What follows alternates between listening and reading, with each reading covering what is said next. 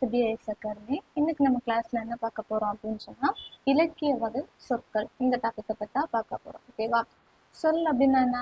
ஒரு எழுத்து வந்து தனித்தோ அல்லது என்னது பல எழுத்துக்கள் வந்து சேர்ந்தோ ஒரு பொருளை தாரதான் நம்ம என்ன சொல்லுவோம் அப்படின்னு சொன்னா சொல் அப்படின்னு சொல்லுவோம். அதுல வந்து என்னது இலக்கண வகை சொற்களும் இருக்குது, அப்புறம் வந்து இலக்கிய வகை சொற்களும் இருக்குது. நம்ம இன்னைக்கு பார்க்க போறது என்ன பார்த்தீங்கன்னா இலக்கிய வகை சொற்கள். அதுல வந்து முதல்ல பார்த்தீங்கன்னா இலக்கிய வகை சொற்கள் இருக்கிறது. ஃபர்ஸ்ட் வந்து இயற்சொல்.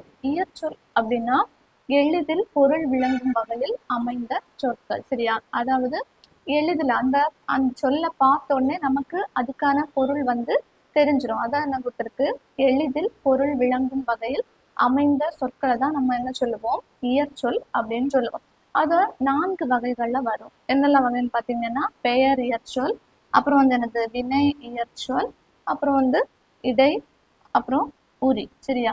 இப்படி 4 வகைகள்ல வரும். பெயர் இயற்சொல்லுக்கு எக்ஸாம்பிள் பார்த்தீங்கன்னா மண், பொன். இது ஒரு பெயர் தானே, இதை நம்ம பார்த்தோன்னே நமக்கு அதோட அர்த்தமும் தெரியும். அப்புறம் வினை இயற்சொல். ஒரு வினையானது ஒரு செயலை கொடுக்கிறது, அதான் நடந்தா, வந்தான். அப்புறம் இடை இயற்சொல் அவனை, அவனால். இந்த மாதிரி இந்த சொற்கள் எங்கதான் வரும், இடையில வரும். ஒரு வாக்கியம் இருக்குன்னா அதுக்கு இடையில வந்து வரும். அதை நம்ம என்ன சொல்லுவோம், இடை இயற்சொல் அப்படின்னு சொல்லுவோம். அப்புறம் வந்து உரி இயற்சொல். உரி இயற்சொல்லுக்கு என்ன எடுத்துக்காட்டுன்னு பார்த்தீங்கன்னா மாநகர். மாநகர்னா வந்து பெரிய நகர், அதாவது அதோட தன்மையை வந்து என்னது மிகுதிப்படுத்தி கூறுவதானது உரி இயற்சொல்.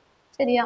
அடுத்து என்னன்னு பார்த்தீங்கன்னா திரிச்சொல். திரிச்சொல் அப்படின்னா அது வந்து கற்றோருக்கு மட்டும்தான் என்னது விளங்கக்கூடிய வகையில இருக்கும். மற்றவங்களுக்கு என்னது அந்த சொல்ல பார்த்தா என்னது அதோட அர்த்தம் வந்து தெரியாது. இப்போ காற்றுன்னு சொன்னா நமக்கு வந்து ஈஸியா தெரியும்.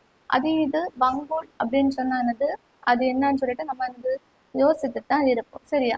அது படிச்சவங்களுக்கு மட்டும்தான் என்ன செய்யும், தெரியும். அடுத்து என்னன்னு பார்த்தீங்கன்னா அது வந்து எப்படி 4 வகைகள்ல வரும். ஃபர்ஸ்ட் பெயர் திரிச்சொல், அப்புறம் வந்து என்னது வினை திரிச்சொல், அடுத்து இடை திரிச்சொல், அப்புறம் உரி திரிச்சொல். பெயர் திரிச்சொல்லுக்கு என்ன எக்ஸாம்பிள் கொடுத்துருக்காங்கன்னு பார்த்தீங்கன்னா அழுவம், வங்கம். அழுவம்னது கடல், வங்கம்னது கப்பல். அப்போ இது என்னது படிச்சவங்களுக்கு மட்டும்தான் இதோட பொருள் தெரியும், மற்றவங்களுக்கு என்னது தெரியாது. அதனாலதான் அங்க என்னது கொடுத்துருக்காங்க, கற்றோருக்கு மட்டும்தான் என்னது இது விளங்கும் அப்படின்னு சொல்லிட்டு. வினை திரிச்சொல். வினை திரிச்சொல்லுக்கு என்ன எடுத்துக்காட்டு கொடுத்துருக்காங்க, இயம்பினால் பயின்றாள். இயம்பினால் பயின்றாள். இயம்பினான்னு கொடுத்தான். அப்புறம் வந்து பயின்றாள்னா கற்றாள், பயின்றாள். அடுத்து இடை திரிச்சொல். இடை திரிச்சொல்னா இடையில வாரதுதான் அன்ன, மான.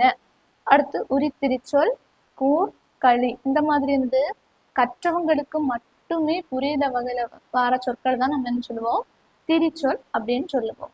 அடுத்து வந்து பாத்தீங்கன்னா இந்த திரிச்சொல்லை வந்து 2 தான் பிரிக்கிறாங்க. எப்படின்னு பாத்தீங்கன்னா ஒரு பொருள் குறித்த திரிச்சொல், அப்புறம் வந்து பல பொருள் குறித்த திரிச்சொல். ஒரு பொருள் குறித்த திரிச்சொல் பார்த்தீங்கன்னா வங்கம், அம்பி, நாவா. இது எல்லாமே எதுதான் குறிக்குது, கப்பல் அப்படின்னு ஒண்ணுதான் குறிக்குது. அதனால இது என்னது ஒரு பொருள் குறித்த திரிச்சொல். அடுத்து பல பொருள் குறித்த திரிச்சொல். இதழ். இதழ் வந்து எதெல்லாம் குறிக்குது, பூவின் இதெல்லாம் குறிக்குது. அப்புறம் வந்து நம்ம உதடு அதை குறிக்குது, நாளிதழை குறிக்குது. இப்படி வந்து என்னது இந்த இதழ்னு ஒரு இது வந்து இவ்வளோத்தையும் என்னது குறிக்குது. அதனால இருந்து பல பொருள் குறித்த திரிச்சொல். சரியா? அடுத்து வந்து பாத்தீங்கன்னா திசைச்சொல். திசைச்சொல் அப்படின்னா வந்து வடமொழி தவிர பிற மொழிகள்ல வந்து இருந்து தமிழ்ல வர சொற்களை தான் நம்ம என்ன சொல்லுவோம் அப்படின்னு சொன்னா திசைச்சொல் அப்படின்னு சொல்லுவோம். எடுத்துக்காட்டுலாம் கொடுத்துருக்காங்க, சாவி, சன்னல், அப்புறம் என்னது பண்டிகை.